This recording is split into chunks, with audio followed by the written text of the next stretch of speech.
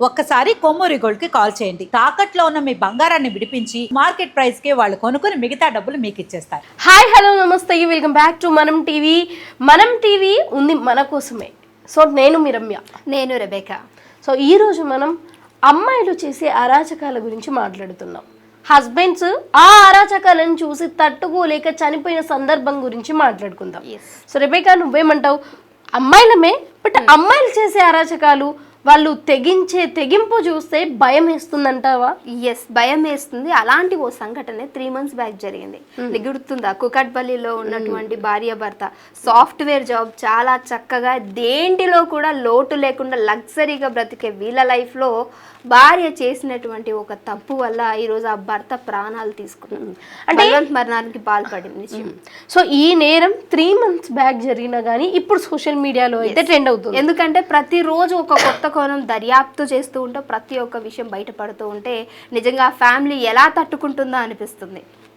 So Rebecca, మనం first అసలు అక్కడ జరిగిన సంఘటన ఏంటి, అసలు ఓవరాల్గా అసలు ఏం జరిగింది అన్నది మనం ఒకసారి చూసుకున్నట్లయితే, సో మెయిన్గా ఇది కూకట్పల్లిలో జరిగిందండి. అబ్బాయి సాఫ్ట్వేర్ ఇంజనీర్, మంచి శాలరీనే, హ్యాపీగా పోషించగలడు. కానీ అమ్మాయికి అది సరిపోలేదు. ప్రేమ వద్దంట, ఇంకేదో కావాలంట. శృంగారం వైపే తన మనసు తిరిగింది. ఇంకేం చేస్తారండి, ఎవరైనా భర్తలు భార్యకి ఏం కావాలా అని ఆలోచిస్తారు, కానీ భార్య లోతులో తన మనసులో అసలు ఏముంది, ఎలాంటి దురుద్దేశం ఉంది అన్నది ఎవరు చూడలేరు. ఎవరికైనా సరే అది చూడలేదు కాబట్టే ఈ రోజు తన బలవత్ మరణానికి రోజు వచ్చింది. 2 చిన్న పిల్లల్ని వదిలేసి ఆ తండ్రి ఆత్మహత్య చేసుకున్నాడు అని అంటే ఆ కుటుంబంలో ఎంతటి నిజంగా దారుణమైన సంఘటన చోటు చేసుకుందని మనందరం కూడా గుర్తించవచ్చు. అండ్ కొన్ని సందర్భాలలో రెబేకా, పెద్దవాళ్ళు అంటూ ఉంటారు, మీకేం తెలీదు, పెళ్లి చేసుకొని అంటే ప్రేమించి పెళ్లి చేసుకునేది ఉంటే ఇలాంటి దుర్ఘటనలు జరుగుతాయి, పెద్దవాళ్ళు నిశ్చయించి పెళ్లి చేసుకునేది ఉంటే 100 ఏళ్ళు బాగుంటారని అంటారు. కానీ ఇక్కడ రివర్స్ గా జరిగింది. ఈ సీతారాం కేసులో నిజంగా అంటే ఫ్యామిలీ ఎవరైతే అమ్మాయి తరపు వాళ్ళు ఉన్నారో తను లవ్ చేసినటువంటి పర్సన్ ని వద్దన్నట్టు అంటే ఇక్కడ తెలుస్తూ ఉన్నది. నేను మంచి సంబంధం చూస్తానంటే ఇక్కడ నిజంగా ఫ్యామిలీ మంచిదైంది, కానీ ఎవరైతే మంచి సంబంధం చూస్తారన్నారో ఆ ఫ్యామిలీ మంచిది కాకుండా అయ్యి ఈరోజు ప్రాణాన్ని తీసినటువంటి పరిస్థితి కనిపిస్తుంది. సరే, అసలు ఇక్కడ ఓవరాల్ గా ఆ హస్బెండ్ ఎందుకు చనిపోయాడు అనే విషయానికి వస్తే, భార్య కేవలం ఒక 2 నెలల డాటా తీసేసరికి ఒక భార్య 6గురితో శృంగారం వీడియోలు, వేరే వాళ్ళతో ఫోన్లు, టెక్స్టింగ్లు ఇవన్నీ చూసి భర్త తట్టుకోలేకపోయాడు. ఏ భర్త అంటే తట్టుకునేది? అండ్ ఇంతకు ముందు కూడా ఇతను ఏం చేశాడు అంటే ఒక వీడియో చూసాడు. ఆ వీడియోలో ఏంటి, భర్త ఆఫీస్కి వెళ్ళిపోయాక ఈ భార్య వాళ్ళ బాయ్ ఫ్రెండ్ అని పిలిపించుకొని ఆ బాయ్ ఫ్రెండ్తో శృంగారం అంటే కంప్లీట్ శృంగారం చేసే వీడియోని ఈమె ఫోన్లో రికార్డ్ చేసి ఈమె ఫోన్లో ఉన్న ఆ రికార్డింగ్ని వాళ్ళ బాయ్ ఫ్రెండ్కి పంపించి వాళ్ళ బాయ్ ఫ్రెండ్ త్రూ సోషల్ మీడియాలో పెట్టించింది. సో ఆ సోషల్ మీడియాలో పెట్టిన తర్వాత 3 గంటలలో 2000 మంది చూశారు.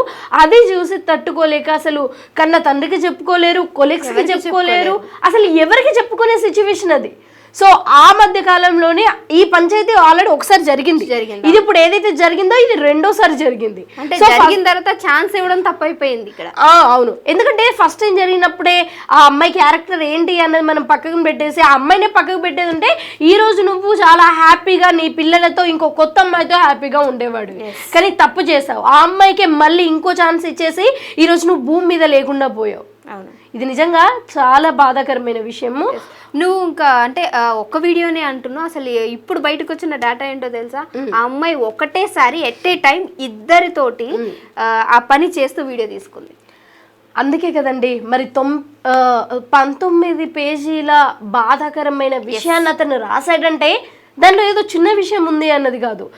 తను ఎంత బాధపడిపోతే ఒక భార్య అలా చేస్తే ఏ మొగాడైనా తట్టుకోగలడా?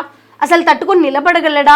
ఆల్రెడీ ఆ తప్పు జరిగింది, ఇంకా తను నాకు వద్దు అని అనుకున్నా సరే పిల్లల గురించి ఆలోచించి మళ్ళీ వాళ్ళ పెద్దవాళ్ళు కూడా, ఆ అమ్మాయి ఎవరైతే ఉన్నారో ఆ అమ్మాయి వాళ్ళ పేరెంట్స్ కూడా ఇంకా నువ్వు ఏది చెప్తే అదే ఏంటది, చేసింది తప్పే, కుక్కిన పెయిన్ లాగా ఉంటుంది, నా బిడ్డ కనీసం ఫోన్ కూడా అవసరం లేదు అలా ఒక మూలను పడి ఉంటుంది భార్యలాగా అని చెప్పి మళ్ళీ వాళ్ళిద్దరిని కలిపిని చూసారా, గది మీ తప్పు. ఎందుకంటే ఈ రోజైనా చచ్చిపోవడానికి సగం కారణం నువ్వే.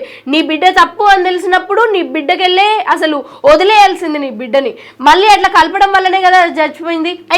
దొంగతనమో లేదా అబద్ధం ఆడిందో మళ్ళీ సెకండ్ ఛాన్స్ ఇవ్వండి అన్నట్టు అడిగినట్టుంది ఇక్కడ. మళ్ళీ ఇక సెకండ్ ఛాన్స్ లో కూడా సరే నాకు లైఫ్ వచ్చింది అని చూసుకోలేదు.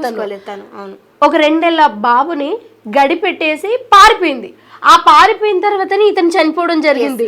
ఇంకా తిను మారది అని తనకు అర్థమైపోయింది. సో ఆ గడిపెట్టే విధానం మనం చూస్తే కూడా గడిపెట్టిన ఒక 1-2 గంటల లోపు వాళ్ళ ఎవరైతే ఉన్నారో వాళ్ళ హస్బెండ్ తిరిగి వచ్చాడు కాబట్టి ఆ బాబు బతికాడు. లేకపోతే అసలు ఆ బాబు పరిస్థితి ఏంటి?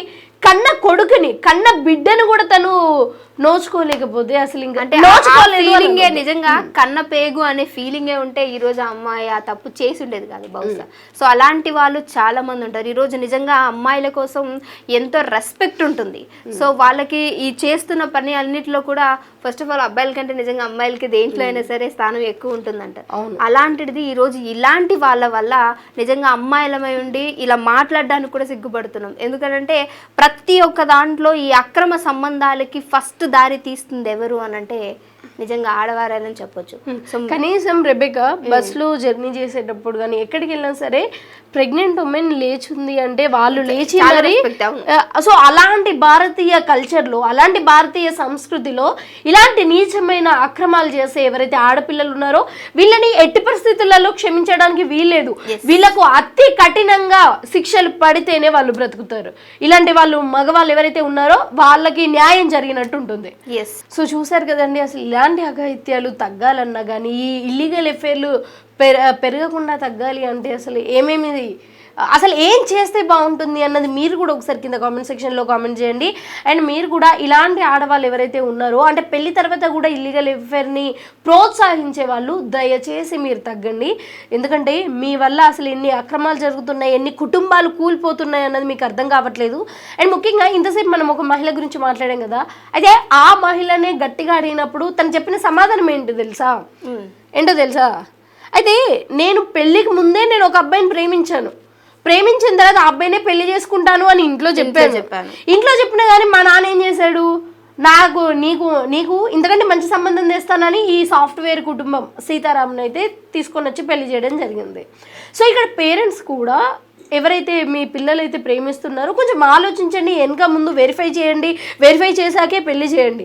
అండ్ ఈ అమ్మాయిని మంచిది ఒక విషయం తెలుస్తూ ఉంది ఏంటంటే నిజంగా అలా ప్రేమించి నా తండ్రి వద్దన్నాడు అని అంటే 2 పిల్లలు పుట్టిన తర్వాత ఇలాంటి దురుద్దేశం రావడం ఒక్కలి కాదు 6గురితోటి తిను చేసినటువంటి ఆ చండాలమైన నీచమైన పని బయటకి రావడం అంటే అమ్మాయిని ఏ విధంగా మాట్లాడాలనేది కూడా అమ్మాయిల మైండ్ మాకు అర్థం కావట్లేదు.